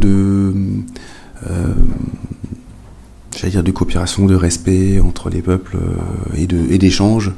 On le sait dans une géopolitique actuelle qui est très particulière. Là, je parle pas de la France et des tensions qu'on a en France. Vous regardez un peu dans les pays à l'échelle mondiale, les tensions, elles sont partout. En Asie, en Amérique, en Europe, je vais vous dire. Et donc, je suis quand même un peu attaché à peut-être ces moments un peu populaires de communion, peut-être artificiels, j'en sais rien, et peut-être sujet à caution aussi, mais quelque part, je préfère voir des athlètes s'enlacer de différents pays et se respecter, plutôt que des guerres sur le territoire. Voilà, ça me vient comme ça, parce que j'ai quand même envie de trouver des éléments positifs à l'organisation des Jeux Olympiques. Mais encore une fois, je souscris parfaitement au débat sur d'autres aspects qui prêtent à caution, quoi. Je suis totalement d'accord avec ce qui vient d'être dit sur l'universalisme. C'est vrai que les jeux ont beaucoup changé depuis le début, mais le point qui reste toujours le même, c'est cette volonté d'universalisme. Alors au début c'était surtout entre les peuples d'Europe, aujourd'hui c'est entre la totalité des pays du monde. Et évidemment aussi les Jeux paralympiques dont on parle un peu moins visiblement sur cette table ronde, et sur la parité. Faut savoir que les Jeux Olympiques c'est à peu près la seule compétition aujourd'hui où les primes pour les femmes et pour les hommes sont strictement égales, là où la Coupe du Monde de football par exemple c'est le grand écart, c'est des facteurs, je crois les femmes sont entre 8 et 10 fois moins payées que les hommes. Ça permet aussi de revenir sur ce qui avait été dit sur l'itinérance. Au 19e siècle, il y a beaucoup de tentatives de relance des Jeux Olympiques antiques. Il y a par exemple une tentative en Grande-Bretagne, mais qui reste en Grande-Bretagne chaque année, qui se déroule chaque année d'une part, et qui reste toujours au même endroit. Et cette résurgence, elle va être supplantée par les Jeux Olympiques de Coubertin, du fait de l'universalisme de ce projet, du fait que ça se déplace dans différents pays, du fait de l'itinérance et de la volonté universaliste. Et puis même si on faisait 5 sites, donc un sur chaque continent, un continent c'est grand, ça veut dire que c'est tous les 20 ans dans le même pays et que les autres pays à côté n'ont plus accès aux Jeux Olympiques, donc ça serait là non plus pas réalisable. Alors, on a évoqué pas mal des thèmes qui étaient prévus dans cette table ronde, mais il y en a un qu'on n'a pas encore vraiment approfondi, c'est la mobilisation des collectivités et puis des établissements scolaires. Alors, j'aimerais redonner la parole à Maxime d'abord. Alors, peut-être, tu as Jean-Marc Pentier qui vient de se connecter et qui est en ligne à présent, si jamais tu veux le mobiliser. Alors, comment est-ce qu'il peut mettre sa caméra? Tu peux lui demander? Normalement, elle devrait s'afficher ensuite. Monsieur Pentier, bonjour. Est-ce que vous acceptez de mettre votre caméra sur l'outil en ligne, si jamais vous nous entendez? Parce qu'en principe, il devrait apparaître. Oui, je vous entends, oui. Merci, bonjour. Bonjour. Donc la caméra. Est-ce que vous pouvez allumer votre caméra, si jamais c'est possible, pour qu'on puisse vous voir depuis la salle? Je suis en train de le faire. Voilà, parfait, merci.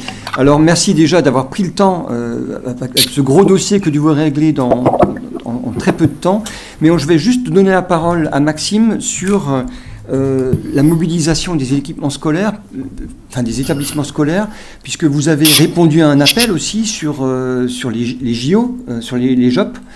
Est-ce qu'il y a eu un afflux énorme de personnes pour y participer, ou est-ce que c'est vraiment... est-ce que vous sentez un enthousiasme, ou alors il fallait essayer de motiver certaines personnes pour y participer? Alors je vais vous parler clairement de ce que j'ai vécu moi dans mon lycée cette année. Alors Julie avait commencé à l'évoquer ce matin, ce qui a été mis en... Oui, elle vient de partir.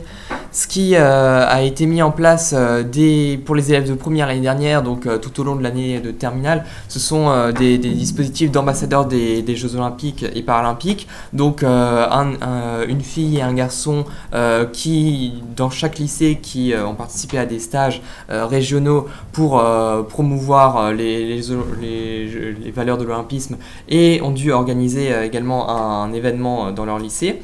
En l'occurrence, ce qui a été organisé dans mon lycée, ce sont des Olympiades. Alors, je suis au lycée à Saverne. Il y a 2 lycées polyvalents. Et donc, ce qu'on a fait, c'est qu'il y a eu une Olympiade sur plusieurs jours entre mon lycée et l'autre lycée de Saverne. Alors là, les retours sont assez variables, puisque dans mon lycée, ça a très bien pris, de nombreuses équipes se sont inscrites. Dans l'autre lycée, un peu moins, semble-t-il. Néanmoins, il y a quand même un engouement. Encore une fois, même pour le passage de la flamme, on voit qu'il y a eu aussi une grosse mobilisation, car la flamme est passée à Saverne. Et vous avez organisé donc dans votre lycée un événement, c'est ça, qui ressemblait à quoi alors? C'est ça, des Olympiades. Donc, alors mon lycée est situé à proximité d'équipements sportifs, donc c'était assez simple à organiser. Sur les mercredis après-midi et sur 3 semaines plus un vendredi, donc au total 4 journées avec 4 sports différents. Qui ont donc, avec ensuite des points attribués selon les places dans chaque sport, et donc une Olympiade avec des équipes des 2 lycées. Et combien de participants? Une forte participation? Une dizaine d'équipes de 6 personnes. D'accord. Sur les 2 lycées. Alors, Jean-Marc Pénétier, donc, qui dirige le service des sports de la collectivité européenne d'Alsace, je sais que la collectivité argumente, je suis allé voir un petit peu le site internet, argumente sur la participation des citoyens. Est-ce que c'est une tradition ancienne ou est-ce que c'est récent? Est-ce que c'est une question d'équipe? Est-ce que vous pouvez nous dire un petit peu ce qu'il en est? Oui, alors bonjour à toutes et tous. Merci d'accepter ce retard dépendant de ma volonté. Juste pour cette question de participation des citoyens, c'est depuis le début de la CEA, donc qui est une création récente, 2021, janvier 2021. C'est un souhait de nos élus d'aller vers ce qu'on pourrait appeler, ce qui est appelé souvent une démocratie d'implication. On en veut pour preuve le conseil de développement qui a été mis en place, et puis dans le domaine du sport, lorsque nous avons travaillé à élaborer la nouvelle politique sportive de la collectivité, puisque la fusion des 2 anciens conseils départementaux a abouti à la création d'une nouvelle politique publique, les 2 anciens conseils départementaux ayant eu chacun de leur côté des politiques publiques sportives, devaient converger et fusionner. C'était la loi Alsace qui a créé la CEA. Et donc pour ce faire, on a aussi été attentif à recueillir les avis des acteurs du monde sportif. Et pour nous, qui sommes moins que les villes, par exemple la ville de Strasbourg ou d'autres villes, Saverne, etc., moins en contact direct avec les clubs, j'allais dire, du terrain, du territoire concerné, on est plutôt en échange avec les comités sportifs, qui sont les instances qui, comme vous le savez, organisent la discipline sportive dont ils relèvent sur un territoire donné. Ils organisent des compétitions, des formations, des arbitres, etc. Donc pour nous, ce sont nos interlocuteurs privilégiés. Nous avons mis en place toute une série de rencontres pour faire émerger les besoins, identifier les besoins et puis les intégrer autant que faire se peut dans la nouvelle politique sportive qui, je rappelle, a été votée début 2023. Donc on a un peu plus d'un an, presque 1 an et demi de recul sur cette nouvelle politique. Et bien sûr, toute politique publique évolue, et on sera aussi attentif à procéder à des évaluations régulières, et on sollicitera à nouveau nos partenaires pour ce faire. D'accord. Là, je m'adresse maintenant à vous, et puis aussi à Philippe Fischer ou à d'autres, enfin, qui représentent les collectivités ici. On a demandé, enfin, le mouvement olympique, l'accueil des Jeux à Paris, ont exigé, ont proposé, on va dire dans un premier temps, aux collectivités de participer à toute cette histoire. Est-ce qu'il y a eu des réticences? Est-ce que c'était un engouement général? Et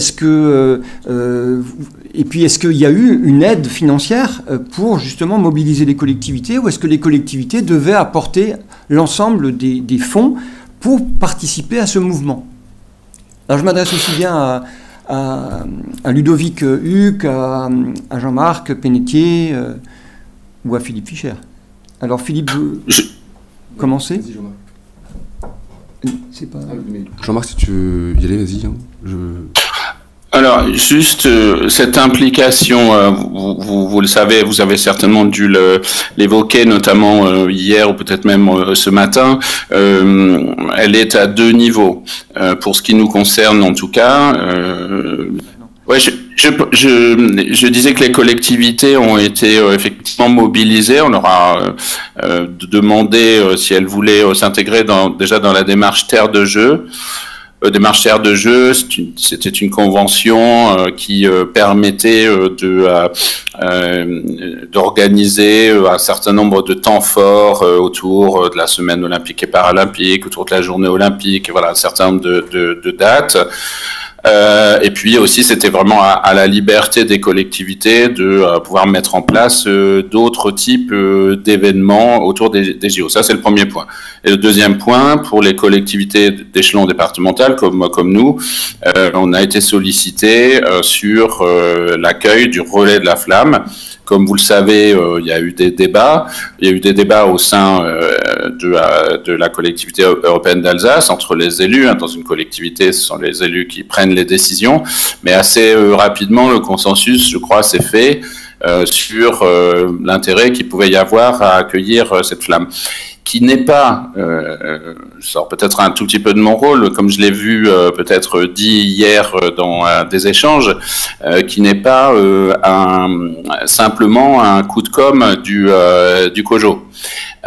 Pourquoi je dis ça? C'est quand on voit ce qui s'est passé mercredi, il y a 2 jours en Alsace, c'était une dynamique fantastique. Le précédent intervenant sur Saverne en a fait état. Au bas mot, 120 000 personnes sur l'ensemble de l'Alsace. Et l'accueil du relais a bien sûr un coût, donc il est d'ailleurs public, 180 000 €, que nous, à la collectivité européenne d'Alsace, on a payé sur 3 exercices budgétaires. Coût auquel il faut rajouter des frais de communication inhérents au dispositif le jour J, plus effectivement des animations. Alors ce qui est intéressant, c'est que c'est pas seulement quelque chose qui est autour de la communication, mais nous je disais que nous avons, pour ce qui nous concerne, laissé les communes traversées par la flamme en maîtrise totale de leurs animations. Et quand on regarde ce qui s'est passé mercredi, c'était un foisonnement incroyable d'animations sportives sur tous les 7 sites, sur chacun des 7 sites traversés par la flamme. Donc c'est intéressant ça en termes de mobilisation. C'est presque déjà un peu l'héritage. Si on pouvait amener grâce à cet événement des jeunes ou des moins jeunes à participer et à faire du sport, ça serait déjà une grande victoire. Donc il faut s'inscrire, je crois, dans cette démarche-là. Après, d'autres départements n'ont pas choisi d'accueillir la flamme, mais c'est évidemment leur droit le plus strict. Alors, oui, on a eu une intervention hier sur le relais de la femme. C'est pas forcément toujours le droit ou non. Enfin, c'est parfois des conditions qui sont difficiles pour les accepter. On a parlé de terre de jeu aussi. Pour mettre un peu les pieds dans le plat, l'an dernier, avec William Gasparini et les étudiants de SAT, on a organisé une journée d'études où plusieurs collectivités, représentants de collectivités, nous ont dit que c'était plutôt une coquille vide. Alors, je ne sais pas si ça a évolué entre-temps, mais est-ce qu'il y a des gens parmi vous qui ont cette impression aussi par rapport à ces labels qui sont donnés et auxquels ne correspond pas d'investissement de l'État pour soutenir ces initiatives? Je ne sais pas si je vais remplir la coquille, mais en fait, je vais essayer quand même d'apporter encore une fois des éléments plutôt positifs. Alors, pas forcément en termes de montant sonnant et trébuchant, mais la dynamique terre de jeu, de manière globale, a quand même permis, encore une fois, déjà de sensibiliser nos élus à la politique publique et tous les enjeux de la politique publique, parce que la politique publique sportive se résume pas simplement à permettre aux clubs de pratiquer leur sport, mais de traiter évidemment d'autres enjeux, des enjeux sociaux, des enjeux environnementaux, des enjeux de santé, je parlais physique, mentale. Oui, je parle peut-être pas assez dans le micro. Dans une collectivité où les sujets à traiter sont nombreux et les arbitrages budgétaires souvent compliqués, je pense que c'était important d'avoir aussi finalement une incitation à faire pour les élus et à les sensibiliser à ces enjeux, encore une fois, d'inclusion par le sport, pour parler autre chose, de santé publique, d'animation jeunesse. Donc on est quelque chose qui était plutôt positif. Sur terre de jeu, on a fait pas mal d'opérations, alors semaine olympique et paralympique, journée olympique et paralympique. Et ce qui était intéressant, au-delà des animations qui étaient souvent vraiment une vraie réussite, quand on mobilise 500 élèves sur un site comme Haute-Pierre ou au Baguerzé, avec où ils passent une semaine, ils passent une bonne semaine ou parfois une journée, ça dépend des classes, à faire des activités sportives. Franchement, ça fait vraiment sens, donc c'est vraiment chouette. Mais au-delà maintenant de l'activité en soi, les partenariats qu'on a pu développer liés au label Génération 2024 avec l'éducation nationale, ça c'est en externe, sont intéressants. Avec Paris 2024 via Impact 2024, notamment sur le travail sur les publics éloignés de la pratique, comme les migrants, où on a pu bénéficier là de crédits de la part de Paris 2024 pour mettre en place des activités de savoir nager, savoir rouler à vélo, savoir glisser sur les publics qui sont là pour le coup très éloignés des Jeux Olympiques, des publics migrants. Donc ça c'est assez positif. Mais des partenariats aussi en interne. Cette dynamique un peu Jeux Olympiques nous a permis de décloisonner. Encore une fois, vous avez compris, le public un peu stratégique et cible, c'est les enfants, la jeunesse. Et avec la direction de l'enfance et de l'éducation chez nous, on a pu sensibiliser, encore une fois, dans les écoles, et c'est important parce qu'on touche tout le monde, notamment sur les pauses méridiennes, où il y a des activités sportives qui ont pu être mises en place grâce à cette dynamique des Jeux Olympiques. Donc voilà, j'avais envie d'apporter mon écho positif, vous l'avez compris, lors de cette table ronde. Je suis pas exhaustif, je pense que Ludovic complétera par la suite lors de la table ronde. Mais pour vous dire que voilà, en termes de partenariat, de sensibilisation et d'utiliser le sport comme levier pour traiter d'autres enjeux sociaux, de santé, d'inclusion sociale notamment, c'est quelque chose qui est vraiment super. Et le partenaire. Merci. Deux prises de parole, donc Damien Kleinman, ensuite Clément Lopez. Oui, très rapidement dans le même registre en ce qui concerne l'État. Tout de même, on parle de terre de jeu. L'analyse que les services de l'État en ont faite dans l'instruction de dossier de subvention est la suivante. Il y en a effectivement, quelqu'un l'a dit à l'instant, où pour qui le label n'a pas apporté grand-chose de fait. De fait, c'était peut-être difficile, les circonstances n'autorisaient pas, donc ça reste un label terre de jeu qu'on affiche à l'entrée des communes. Ça, c'est une réalité. Et il y en a d'autres qui ont saisi cette opportunité, pour qui c'était un véritable engagement, justement pour déclencher des dossiers, des demandes de subventions pour motiver une partie de la politique sportive. Et c'est là où on retrouve toute la complémentarité entre les collectivités, d'un point de vue financier, et l'État. Et quand je dis l'État, c'est pas seulement le ministère chargé des sports, c'est aussi son bras armé, le groupement d'intérêt public, ANS, Agence nationale du sport, qui justement a la charge de toutes ces subventions qui se comptent par millions d'euros sur les programmes maintenant qui sont renouvelés depuis 2 ans, notamment en matière d'héritage et d'investissement sportif. Le mot héritage a un sens à l'heure actuelle, c'est l'investissement sportif. Je crois que très rapidement, s'il faut retenir quelque chose ici, en Alsace ou dans le Grand Est, qui n'est pas une terre active de premier ordre pour les JOP qui vont se dérouler, c'est bien la mise en œuvre de l'héritage. Moi, je le dis, avec la puissance publique, on constate qu'on n'est pas à la manœuvre, on n'est pas au charbon sur le terrain là pour les semaines qui s'annoncent, Mais on est au charbon depuis plusieurs années, hein, pour ce qui est l'avant et surtout l'après. Donc il y a Clément Lopez, puis Jean-Paul, puis la citoyenne. Oui, bah moi c'était pour poser la question du coup suite à ces différentes interventions et du coup notamment celle de Monsieur Fischer. Donc on voit bien l'effet un petit peu levier sur l'intérêt des élus pour les questions sportives, mais qui est aussi lié, je pense, au moment médiatique et à ce que l'on peut forcément en retirer sur le plan symbolique, financier avec l'écofinancement évidemment. Et du coup la question que je pose, c'est maintenant que notamment ces dispositifs vont se terminer, qu'il y aura plus de financement Impact 2024, etc. Est-ce que justement les élus vont continuer, de votre point de vue en tout cas, à investir sur ces questions sur lesquelles ils ont eu l'opportunité d'aller mettre de l'argent, par exemple la question des migrants, etc. Si oui, avec quel cofinancement? Est-ce qu'il y a de nouvelles lignes budgétaires spécifiquement pour l'accompagnement de nouveaux types de partenaires associatifs qui ont été impulsés et qui vont se pérenniser? Parce que c'est la question en fait. C'est une fois que tout ça sera terminé, est-ce que ça va avoir des effets durables sur les politiques sportives locales? Je peux essayer de brosser un début de réponse. C'est la question qu'on se pose, hein, très franchement, et c'est même l'enjeu qu'on s'assigne de traiter. Alors nous, on le fait de manière assez pragmatique, en s'inscrivant dans les différents labels qu'il est possible d'obtenir, parce qu'on pense que une bonne utilisation de ce label permet de mobiliser. Alors on a postulé à des labels, alors c'est pas encore totalement, on n'a pas communiqué dessus, mais on va être Strasbourg, ville européenne du sport en 2025, donc on va bientôt communiquer là-dessus. Donc on a postulé aussi le label ville sportive, donc on essaye de mobiliser autour de ces labels. On n'a aucune garantie d'ailleurs que ça marche, mais on veut entretenir cette dynamique. Moi, je parie sur une forme d'intelligence collective des élus qui ont bien vu qu'on avait travaillé à travers le sport sur d'autres enjeux. Et on avait traité d'autres enjeux. Je vous ai parlé d'insertion, je vous ai parlé de vivre ensemble, de féminisation, de valeurs, du respect de valeurs, hein, de la République, d'investissement dans la jeunesse.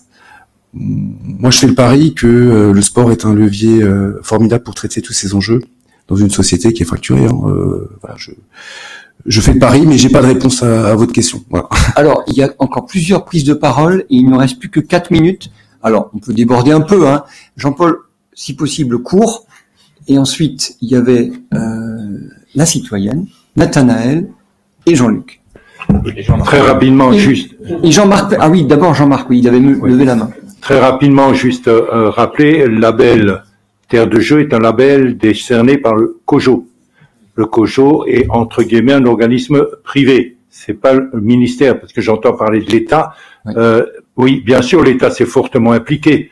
Et je crois que il y avait un vrai projet au niveau de l'État de venir accompagner toutes les opérations Terre de Jeux. Malheureusement, les situations qu'on connaît tous au niveau international, énergétique et autres ont fait qu'il y a eu une réduction au niveau clairement de la couverture qui était prévue. Après, le sport est une compétence partagée entre tous les échelons de collectivités. On a eu des collectivités qui sont, en plus du label, à l'intérieur du label, fortement impliquées, d'autres moins, mais c'est le libre choix des élus concernés. Simone. Oui. Moi, ça serait plus pour Monsieur Bruchy, parce qu'il parlait que les opposants, c'était purement idéologique. La planète, vous parlez de la terre de jeu, justement. Sauf que la terre n'appartient pas aux humains. La terre n'appartient pas aux humains. Il y a des vivants non humains, comme les baleines, tous les habitants des océans, les habitants humains même qui sont dans les forêts primaires, etc. Ils sont exclus, tout cela. C'est-à-dire, on détruit la planète et on se soucie pas, alors que c'est comment dire, on sait que bientôt les assurances les gens ne pourront même plus être assurés contre les effets du climat, parce que il y a des éboulements de terrain, il y a plein de choses qui se passent en France, pas seulement dans le monde, et on fait comme s'il y avait rien. on est dans notre bulle, on fait les JO. Oui, effectivement, la Terre est devenue, c'est juste un terrain de jeu politique et de jeu olympique. Et le reste, oui. Justement, dans les écoles, ils font l'ambassade du sport, c'est très bien. Mais l'ambassade du vivant, ça serait bien aussi. Maxime est un peu, il fait les deux. Il fait les deux. C'est ça, en quelque sorte. Alors, c'est vrai que je suis relativement d'accord sur ce que vous dites quand vous parlez des baleines. Effectivement, on parle beaucoup des Jeux Olympiques. Il y a d'autres compétitions sportives comme la Route du Rhum qui a un gros impact sur la faune marine, notamment parce que les bateaux, ça leur arrive de couper des ailerons de cétacés. Maintenant, sur les Jeux Olympiques, je trouve que c'est quand même, sur le plan environnemental, la moins pire des compétitions sportives. Quand on voit à côté la Coupe du Monde de football qui est en train de devenir vraiment une masse de pétrodollars entre le Qatar et l'Arabie Saoudite. À côté, les Jeux Olympiques essayent quand même de réduire leur impact environnemental. Certes, c'est loin d'être parfait, on en conviendra tous les deux, mais quelque part, il y a au moins un essai. Alors, je vais donner la parole d'abord à Jean-Marc qui avait levé la main très tôt, et ensuite, pour la conclusion, il faut, pour être entendu, il faut utiliser le micro, mais je vais donner la parole à Jean-Marc, puis pour finir, parce qu'on a déjà dépassé le temps, ou presque, à Nathanaël Bruchy. Alors Jean-Marc. Oui, très rapidement, l'héritage, c'est ce que tout le monde en fera. Si je vais être un peu caustique, mais si on attendait et pas d'offense pour personne parmi les collègues de l'État, si on attendait toujours après l'État pour faire des choses, bon, le principe de libre administration des collectivités, ça existe, il est garanti dans la Constitution, et elles n'ont pas attendu ni les JO ni d'autres opérations pour déterminer elles-mêmes des politiques publiques qui peuvent être révolutives, qui sont peut-être imparfaites, mais qui ont le mérite d'exister. Donc ça sera un effort collectif et individuel. L'héritage sera ce qu'on en fera. Et je rappelle juste un chiffre qui a peut-être été donné, je vous prie de m'excuser s'il l'a été déjà. Le budget, ça dépend comment on compte, hein, du sport au niveau de l'État, c'est à peu près 1 milliard, et les collectivités chaque année mettent 12 à 13 milliards, toutes collectivités confondues, sur le sport, que ce soit en investissement ou en fonctionnement. Je pense que ça mérite d'être rappelé. Merci Jean-Marc. Nathanaël. Sur la question des labels, je pense que M. Fischer a très bien résumé la chose, au sens où ça a pu permettre sans doute de créer une dynamique favorable, alors que de manière très objective, il y avait une concentration des épreuves et des budgets en Île-de-France, et que ça aurait pu générer, on va dire, un sentiment de fracture territoriale qui n'aurait pas été bénéfique à l'acceptabilité du projet. Pour ces termes-là, mais ce que M. Kleinman a dit est également très juste, c'est-à-dire que l'État porte une politique d'héritage depuis maintenant plusieurs années. L'Agence nationale du sport a investi 2 fois 200 millions d'euros dans un plan qui porte un nom, qui s'appelle Génération 2024, qui vise à implanter 5500 terrains de sport de proximité pour favoriser justement la pratique sportive, et c'est intimement lié à l'accueil des Jeux. Donc ça fait partie des programmes. Il y a également le programme Centre de préparation aux Jeux, une labellisation certes décernée également par le COJO, mais après instruction partagée avec les services de l'État et le mouvement sportif, qui a permis là aussi la rénovation, 80 d'entre eux, pour permettre l'accueil des délégations étrangères. Donc en réalité, quand on cumule l'ensemble des dispositifs qui ont été mis en place depuis 2018, il y a effectivement des labels qui n'ont pas nécessité de moyens budgétaires, mais on a également engagé des crédits, et non des moindres, pour accompagner le développement de la pratique sportive sur l'ensemble du territoire. J'ai noté quelque chose d'ailleurs d'assez intéressant. Monsieur Omeyer comme Monsieur Martin, dans des termes tout à fait différents, vous avez finalement posé la question de la place grandissante des acteurs privés capitalistes, si je puis dire, dans l'organisation d'événements de ce type ou dans les politiques publiques sportives. Et Monsieur Lopez, justement, a fait référence à des programmes qui, en réalité, sont également financés par les acteurs privés les mêmes. C'est-à-dire, c'est également Coca-Cola ou BPCE qui financent le fonds de dotation, qui permettent de financer des dispositions, des dispositifs qui sont extrêmement intéressants. Donc on a en fait une espèce de limite, puisque on est tout à fait prêt effectivement à pouvoir soutenir ce genre de projet lorsque c'est un acteur privé même qui le finance, mais une fois que l'acteur privé se retire, puisqu'il n'y a plus les Jeux pour l'organiser, bien évidemment il faut probablement qu'un acteur public puisse le remplacer. Et là, on en vient évidemment à la question sonnante et trébuchante, dans un contexte où le contribuable est de moins en moins prêt à financer ce genre d'action. Dernier mot de Ludovic Huck. Oui, ça a été dit, mais je vais peut-être le dire de manière encore plus claire. Ce label Terre de Jeu, c'était avant tout un outil du COJO pour mobiliser les territoires, parce qu'il était lui-même incapable de le faire de manière directe. Voilà, c'était donner une sorte de délégation aux collectivités qui sont sur le terrain, qui ont une capacité à agir pour pouvoir le faire et créer l'émulation dont le COJO lui-même avait besoin pour rendre ces jeux le plus légitime possible. Nous, en tant que collectivité, on n'était pas dupes, on l'a vu dès le départ, mais on s'est dit, empoignons cette opportunité et la perspective de l'organisation des Jeux pour en faire ce que nous on veut dans notre politique sportive. C'est vraiment comme ça qu'on l'a prise. Et d'où la différence en fait d'appropriation du label. Ce qui est dommage, c'est que en fait la temporalité elle est extrêmement courte de tous les programmes là dont on a parlé, et c'est maintenant que les cahiers des charges sont écrits, que les appels à projets sont structurés, que ça commence à fonctionner, que ça va s'arrêter. Merci à tous, à tous les invités. Merci Jean-Marc d'avoir trouvé quand même le temps de te connecter. Et on va... Pardon ? Ah. Je voulais juste rajouter en fait, et oui. C'est juste que les collègues disent, effectivement, c'est une philosophie. Ça va s'arrêter puisque Paris 2024 aura lieu bientôt, mais je pense que cette philosophie elle doit rester sur l'ensemble du territoire, que ce soit dans les services des sports, dans les 2, dans les crosses, peu importe, mais c'est une philosophie. Donc une coquille vide, non, je pense que c'était un outil qui a permis, et Nathanaël pourra le dire puisqu'il fait partie effectivement de ce programme-là, qui a permis d'évoluer, de faire évoluer le sport sur notre territoire.